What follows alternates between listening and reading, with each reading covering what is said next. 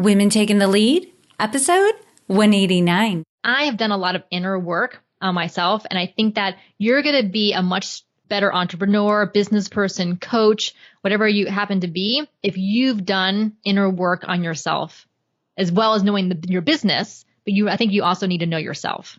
Hello, my name is Jody Flynn and welcome to Women Taking the Lead, where we are all about creating blasts of inspiration to help you overcome self-doubt so you can lead with confidence, integrity, and a sense of humor. Head over to womentakingthelead.com to join the community and get the resources to support you on your leadership journey. Now, your future awaits, so let's get started. Your website tells a story about your business. At Zebra Love Web Solutions, Millie and her team are going to make sure your website tells the story you want your customers to hear.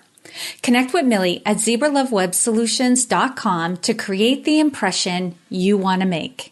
Hello, everyone, and thank you for joining us today. I'm here with Carol Cox, who is the creator of Speaking Your Brand, which helps purpose-driven women entrepreneurs and leaders shape their business and personal brands, share their message, and become recognized as influencers in their field.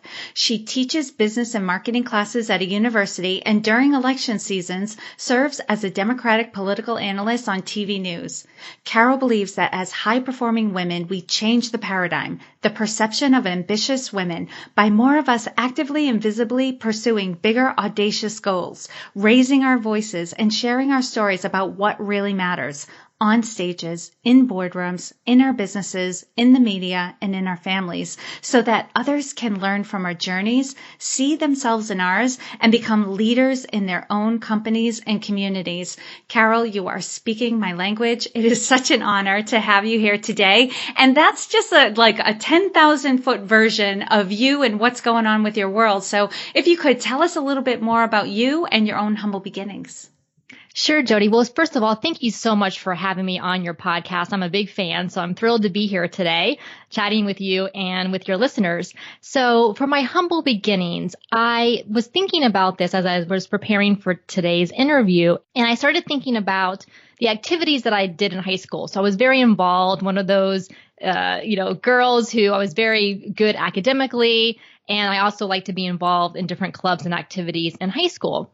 But I started to think about what exactly I would do. So I was in the student body organization. I was in the French club, things like that. But I would always put my name forward to run for secretary. I would never run for president.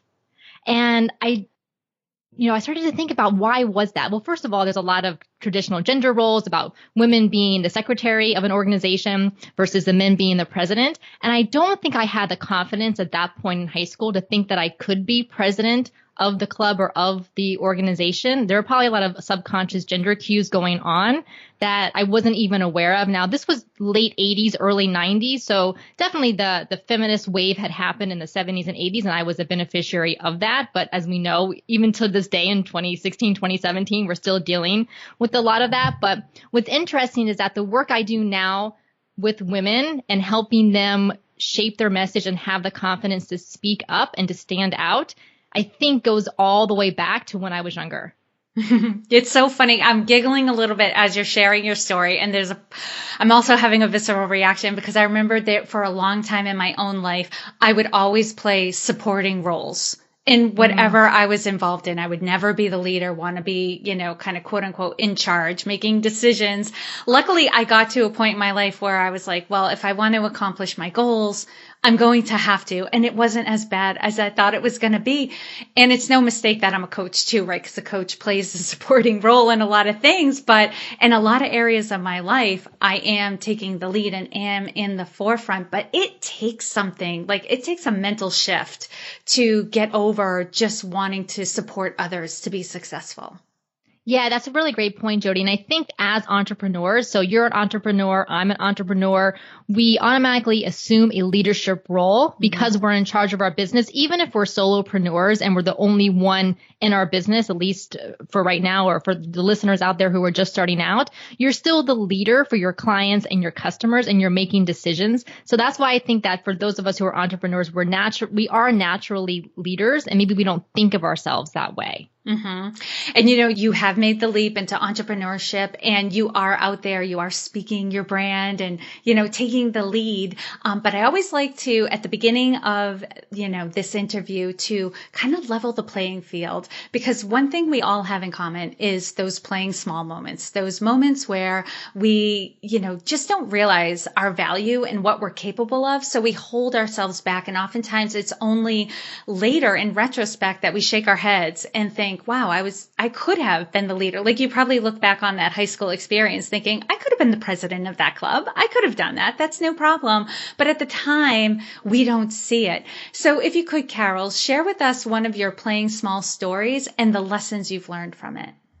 Sure. And this moment and the lesson that I learned has had a profound impact on me. So this happened about 10, 11 years ago. So I was around 30 in my early 30s, around 30 years old, and I actually became the chairperson, so the leader of the Democratic Party in the county that I live in here in Central Florida. So I wasn't going to settle for secretary. I wanted to be the chairperson. So I definitely had graduated from my mindset from when I was in high school to when I was around 30. So which was good. So I had made that shift.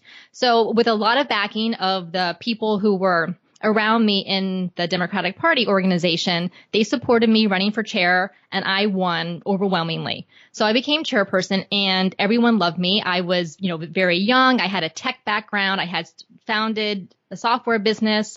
And so I had a lot of fresh energy and fresh ideas to bring to local politics, which tended to be behind the times, especially when it became a technology, to say the least. So we did a lot of things with technology and get out the vote, running candidates for office, fundraising. We actually created a TV commercial that we ran on air, which local political organizations don't tend to do. So we did a lot, but everyone loved me until they didn't. And so about a year and a half, 2 years into my role as chairperson, I faced a backlash.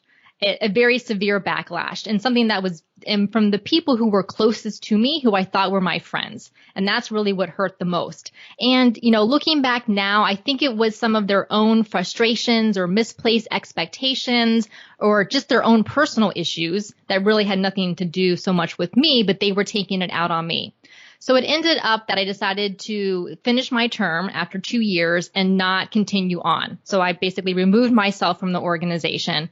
And honestly, I was depressed. This was what I wanted to do as part of my career. It was a volunteer position, so it was totally unpaid, and it was a lot of time that I spent. But I loved doing it. I loved being out in the community, helping recruit people to run for office. So to have to step down from it was crushing. And I probably stayed in hibernation for about 5 or 6 years. That's how long it took me to kind of get my confidence back in order to kind of put myself back out there and into the community. And, that seems like a long time, and I probably could have done it sooner. And here's what I think would have made the difference. The lesson that I learned is to have multiple networks of support. So I had a very tight-knit network of support within that organization. But when that kind of fell apart, I had no one else to turn to that I could go to other than my family. So now what I try to do is I have a close network of support here in Orlando, Florida, where I live, but I also have a close network of support of women who are online, so women entrepreneurs online, and I have multiple networks of support here in Orlando, some of which overlap, but they are distinct. So that way, for some reason, something happens in one, it doesn't affect all the rest of them, and I still have that support and those people to go to should something happen again. That's great advice, Carol. Yeah. Oh my gosh, you brought me back to another memory because that, not the exact same circumstances, but, the relying on one circle, to meet a lot of your needs in terms of support and structure and that sort of thing. I had a group of friends that I worked with up here in Maine. And since I spent most of my time at work and outside of work, we were like these friends. We were doing a lot of things together, like road races and training and hanging out and all that sort of stuff until 2 people in the group didn't get along anymore. And the whole group dissolved. Yes. And all of a sudden I was without. that structure, that support system anymore. And I, like you, was very lost, and it took me years. I can totally see why you're saying, wow, it probably didn't need to last 5 or 6 years. But when that is like, when you've invested all your time and energy in that one support system, to build up another support system takes time. I love this. And and you talk about, how you have it set up where you have different groups. How did you go about that? Yeah, great question, Jody. So for here locally in Orlando, so there are a number of really great women's business groups that I'm a member of, and that I go to their monthly meetings or luncheons and things like that. And so a lot of the members will overlap from one group to the next, but there are some that don't. So I make sure that I join, I pay for the membership so that they know that I'm committed to them as well. I show up as often as I can at their meetings and events, and I take a very active role. And so I do that, but I do that for the business aspect of it, but I also try to have other hobbies or interest groups that I'm a part of as well. So I like to run. So there's runners groups that I'm a part of. So it doesn't have to necessarily be all business related, but just outlets that you have to talk to other people. Yes. And to go. And then for online, the same thing. So I'll have different online communities, probably about 3 that I'm a part of, that I try to nurture relationships with the people in those groups. And that's the key. You gotta diversify these groups. You gotta spend time with each of them and build those relationships, so you do have that strong support system. Yes, absolutely. And it was interesting is that my good friends, women friends here in Orlando, we've all had very similar experiences of being heads of organizations and having had some type of backlash that has happened to us, and kind of getting sabotaged by the people within the organization and having to pick ourselves back up. And we all talk about how if we need those circles of support in order to be able to do that. Because I think as women, we take a lot of these things really personally, and a lot of times it is personal. And so we joke that we need a crisis plan. Have corporations have crisis plans in case something goes wrong. So it's okay, something goes wrong. First step, call so-and-so. Second step, drink a glass of wine. Third step, go right so that you're not left crying underneath the covers all by yourself. Right. Feeling miserable and what's wrong with me. But you're right. When you get involved in these organizations and you put all this time and energy into it because you care so much, it's hard not to take it personally when you're being rejected by the group. You make it personal and about yourself and not about the issues or, how things are being done. You take it like it's me. Right, because you want people to like you. So I think as women, we want people to like us, and so we think that, oh well, why are these people doing this to me when I'm trying to do good things for the organization? But I think for me personally, what happens is that I have a big vision of where I see something can go, and I think some people just aren't on board as going as quickly as I would like to go to achieve that vision. You've just described my life. So, Carol, now if you could share with us another time in your life when you had a wake up call. For some people, it's like a flashbulb moment. For others, it's like a slow awakening or dawning. But in either case, there's usually a moment when you're ready to take action. So if you could, tell us the story of what led up to that moment and then the steps you took that led to your success. Okay, so I actually was writing the other day. I was writing a blog post, and it hasn't been published. I'm kind of sitting on it right now because it's a very personal story, and I'm not even sure that I wanted to share it in a blog post, but I'll go ahead and share it on the podcast. Why not? Right? Okay, so you mentioned in my introduction that during election season, I'm a political analyst on TV news. So I've been doing that on and off for the past 12 years. And we just wrapped up a very contentious election season, so I was doing a lot of work for that. So about 4 or 5 days after Election Day here in the U.S., I had an interview with CTV, which is Canada's largest news network. So I guess kind of like their CNN for Canada. So it's nationwide. So I was doing the interview from my computer, so via FaceTime. And I had already done a couple of with them already. So this was again 4 or 5 days after the election. I'm kind of coming out of the shell shock and the kind of just the fatigue of all of it. And it was a male news anchor, and he was asking me, so what are the next steps for the Democratic Party? What's going to happen? And so I just kind of talked about what I saw. And then he says to me, oh, well, I see despite the loss and what's going on with the Democratic Party that you're still smiling. And as soon as he said that, my heart sank because I realized I had betrayed my own emotions for the sake of feminine likability. So when I was writing this post that I haven't published, I started thinking, okay, so why did I choose to smile when talking about something that really didn't warrant a smile? And there were a few reasons that I thought of. Number one is I've had male friends remark to me that in some of my TV appearances, I seem too serious, either because I didn't smile enough. And a lot of women get this, right? That we seem way too serious or too angry if we don't smile, even though it's a serious topic. And the other reason I didn't smile is because I didn't want to, quote, anger the trolls on social media.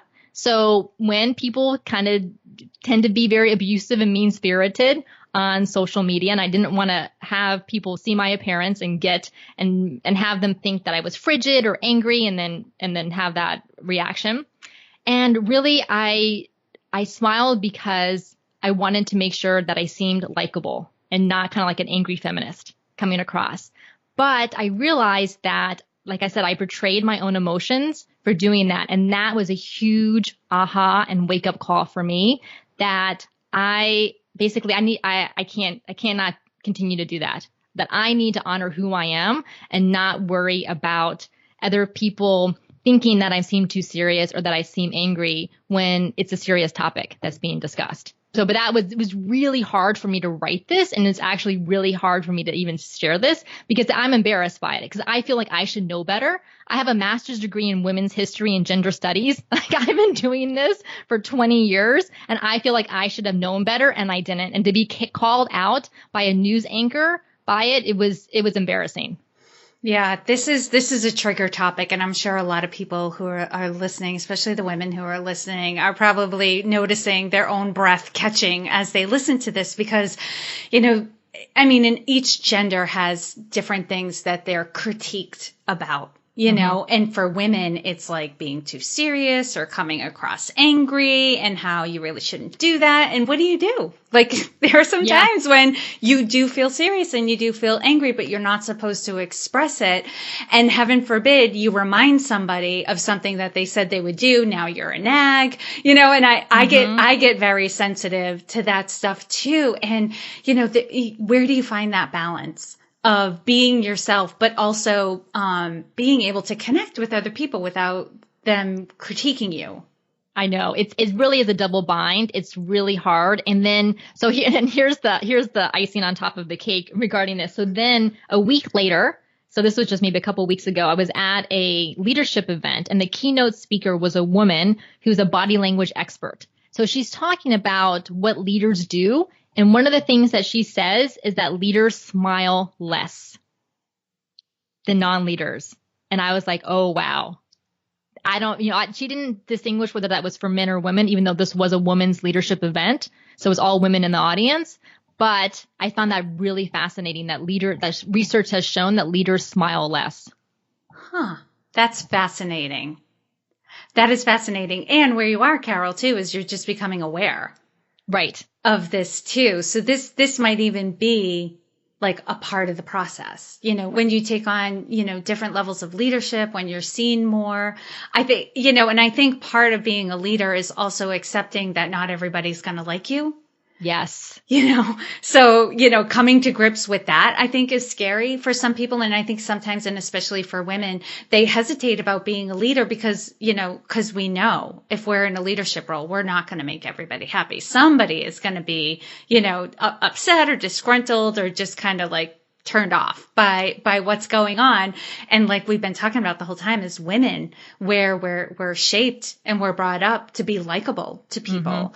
Mm-hmm. This is a struggle and can be a stumbling block and for someone to reach those higher levels of leadership.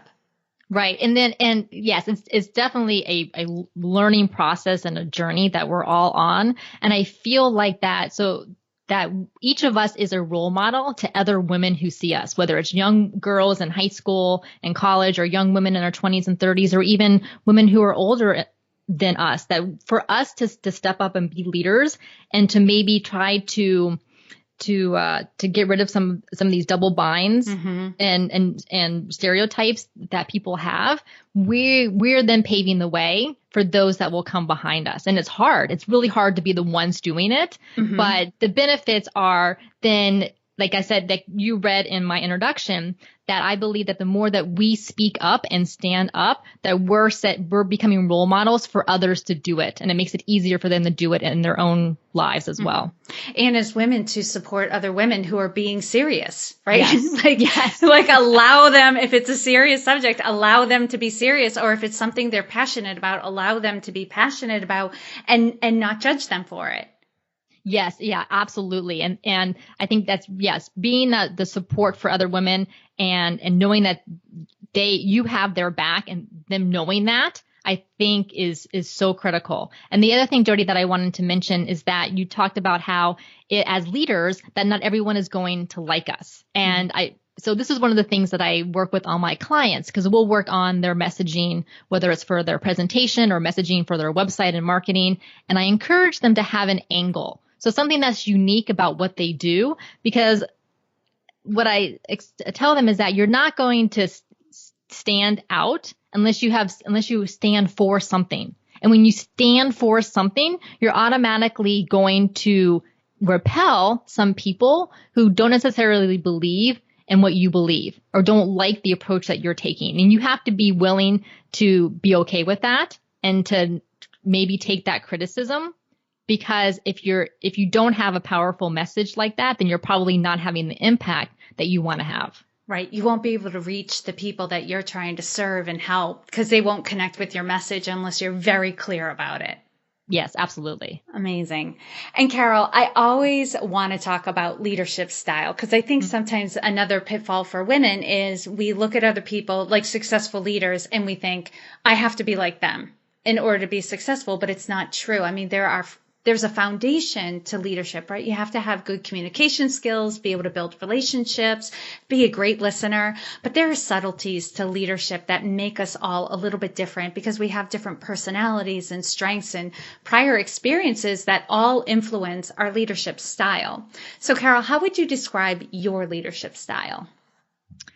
So I am really a very hands-off type of leader. So I enjoy setting the vision. So, and working with whomever, whether it's an organization or in my business, working with the key people to set that vision of where we want to go. But then once that's set, I really trust the people that I'm working with, that they know the best way to go about enacting their part of it. So I let them run with it because they're experts in their area. And I want them to go do the research, to go figure out what part of it that they need to know. Of course, they can come back with questions and things like that, but I really want them to think for it and work it out on their own. I am basically the opposite of a micromanager. I tell people, like, I don't want to see your emails that you're sending to other people. I don't care. Like you have that. And I know there are some people who are told the opposite, where they want to see every single thing that goes out for their business or for their organization, but not me, because I have plenty of my own stuff to do. And the last thing I need is to be looking at every single thing that you're doing or being right on top of you. So I am definitely very hands off, because I trust the people that I work with. And that's the key when you have that leadership style, is to do a great job hiring so that you can be hands off. That's awesome. And Carol, what's one thing that you're working on right now that you're really excited about and want to share with us? So in February of 2017, so coming up, I will be doing a relaunch of my online group coaching and mastermind program, which is for women who are interested in speaking engagements and doing podcast interviews, but need help crafting their proposals and pitches. So figuring out, okay, what is their message in their unique angle? What are the topics that they can talk about?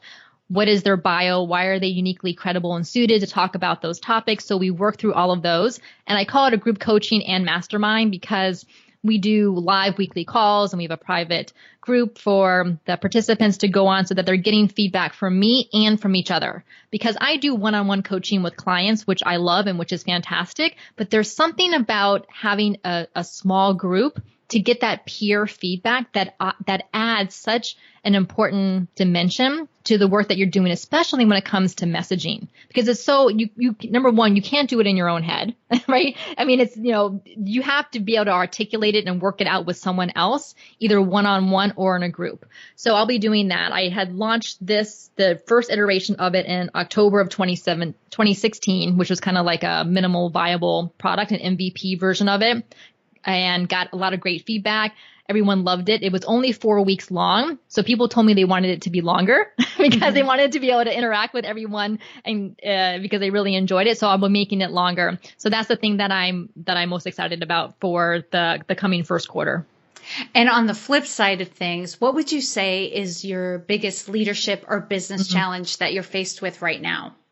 So that would be scaling. And that's one of the reasons why I'm doing the online program, is because I do one-on-one work. But of course, as we know, there's only so many hours in the day, and there's only so many hours in the day that you can spend doing one-on-one coaching. So that's really the biggest thing, is scaling. And even with the online program, in October last year, I had 10 participants, which was I loved, which was great, but it was probably a little bit too many for the group calls. So I'm trying to decide if I'm going to do separate sections of it. So maybe 6 to 8 women in each one versus having 10 or 12, which seemed to be a lot. So scaling is definitely my biggest challenge. Yeah. And that's something like you said, you figure out as you go, depending on the program, the material, the participants, it all changes and evolves. But that's the beauty of it. Our business can evolve. So. Right. Exactly.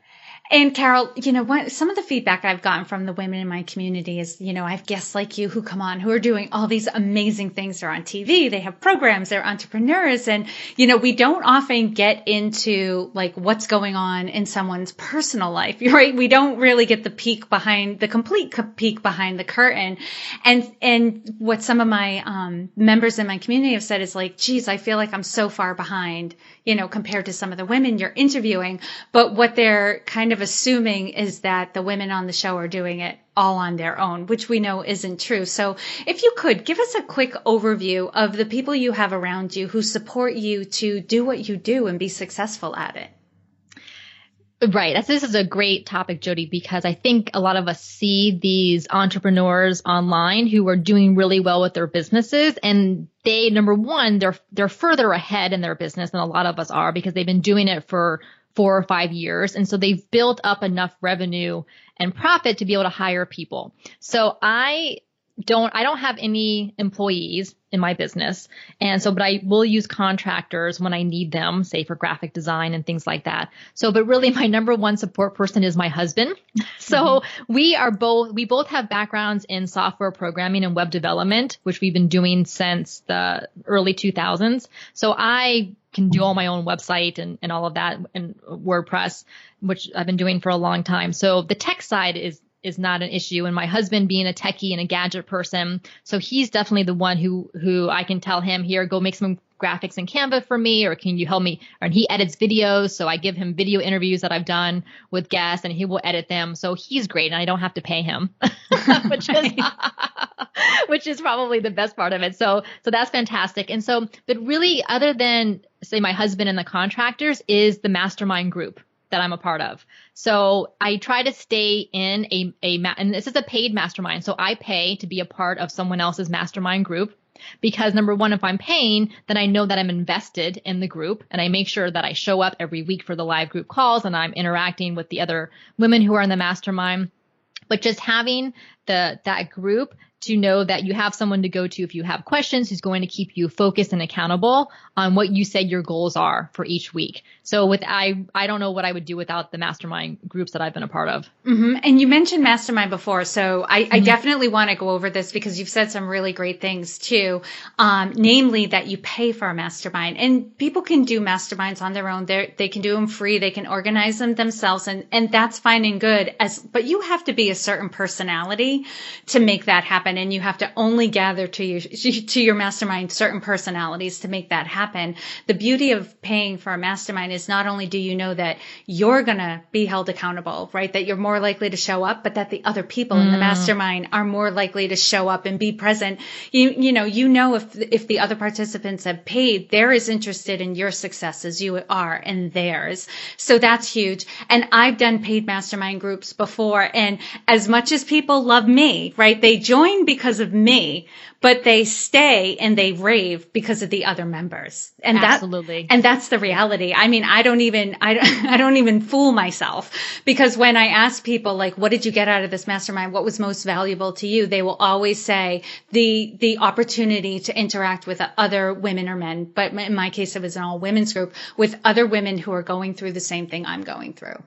Yes. Yeah. And then you get to meet other women who you normally would never have met. So if you're putting together your own mastermind, I agree, you can definitely do that if that's the best option for you, but you're most likely pulling from your existing network, right? Which is good. But the great thing about choosing a paid mastermind that fits well with you and where you are in your business is that now you're meeting women from all over the country or all over the world who you normally otherwise would not have been able to meet. Mm-hmm. So there's more diversity. So that, it gives you different mindsets and people in the group who have tried out different things that you haven't tried out. So that is definitely huge.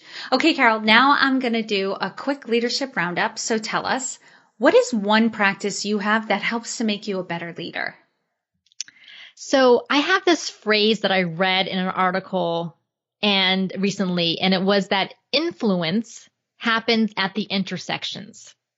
And this is what the author meant by that, is that when you take a multidisciplinary approach to what you're doing, whether your job, your business, your career, you end up learning things that otherwise you wouldn't. So for example, I have a background in technology, yet I'm also very involved in politics. My degrees are in history. So I'm an avid reader. So I will read all different types of things because I think that I then bring a certain level of awareness about topics, a wide range of topics that normally, say, people wouldn't have. So that's why when I work with my clients, whether they're doing a presentation related to health and wellness, or they're doing a presentation on business and marketing, or if it's on spiritual practices, whatever it happens to be, because I've basically read books and articles about all of those topics, I can give them insights that if I hadn't had that background, then I may be less effective in working with them. Mm-hmm. And what is one book that you would recommend to a woman to help her develop her leadership? So I love the book Playing Big by Tara Mohr, and that's Mohr is her last name. I've read it twice now, and it came out a few years ago, so I highly recommend it. It's called Playing Big. Playing Big. I'm adding it to my list.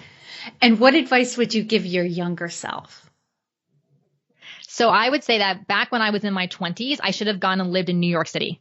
Because I tell you, so I was born and raised in Florida. I lived in Atlanta, Georgia for 4 years when I was going to graduate school at Emory. But other than that, I've lived in Florida my entire life. And I love Florida. The weather is great. But there's something about the vibrancy and the culture of New York City when I visit that I love. But I don't want to live in a shoebox now that I'm older, right? So back in my 20s when I probably didn't have that much stuff and then I wouldn't have cared about living in a tiny place, I feel like I should have lived in New York City then. Yeah, I had friends who lived in New York City who tried to lure me there, but I was beyond, I'm where you are now. I was beyond ever wanting to live in a shoebox or live on an island where I'd have to rent a car to get off of it. I was like, right. No, I can't do it. Yeah. Hey, Carol, share with us a success quote or a mantra and why it has meaning for you. All right. So this is from Carl Jung, who is the psychologist, and he talks a lot about shadow work and about archetypes. And so it's really interesting because some of the work that I do with speaking revolves around Joseph Campbell's research on the hero's journey, which has to do with Carl Jung. So Carl Jung, though, his quote is, "You can't take people further than you've traveled yourself." And I think that's so important because I have done a lot of inner work on myself. And I think that you're going to be a much better entrepreneur, business person, coach, whatever you happen to be, if you've done inner work on yourself, as well as knowing your business. But I think you also need to know yourself. I love that. I'm a huge fan of Carl Jung. Love his work. So thank you for that. And lastly, Carol, what is the best way for this community to connect with you? Yes, Jody. So I would love to hear from your listeners. So what did they take away most from this podcast episode? So I'm on Twitter. I've been on Twitter for years, and I call it my first social media love. So my Twitter handle is at Carol Morgan Cox. I also have a Facebook group called Speaking Your Brand. So they are welcome to join that. And I have a free gift for your listeners. If they go to my website, speakingyourbrand.com/take the lead altogether. So it's speakingyourbrand.com/take the lead. They can get that free gift. Love it. Thank you so much for that, Carol. And for those of you who are listening, I'm also in the Speaking Your Brand Facebook group, and I'm loving it. I really like the group in there. And for those of you listening, you can find all the links and resources that Carol shared in this episode at womentakingthelead.com. And Carol, thank you so much for taking the time to inspire and enlighten us. We are all better for having met you. My pleasure, Jody. Thank you so much. Thank you for joining me on Women Taking the Lead. Are you ready to take the lead in your own life but need some support? Head over to womentakingthelead.com/contact to introduce yourself. And to strengthen you on your leadership journey, I'd like to send you off with a quote from Marianne Williamson. Our deepest fear is not that we are inadequate. Our deepest fear is that we are powerful beyond measure. It is our light, not our darkness, that most frightens us. We ask ourselves, who am I to be brilliant, gorgeous, talented, fabulous? Actually, who are you not to be? You are a child of God. Your playing small does not serve the world. There is nothing enlightened about shrinking so that other people won't feel insecure around you. We are all meant to shine as children do. We were born to make manifest the glory of God that is within us. It's not just in some of us, it's in everyone. And as we let our own light shine, we unconsciously give other people permission to do the same. As we are liberated from our own fear, our presence automatically liberates others. Again, thank you for joining with me, and here's to your success.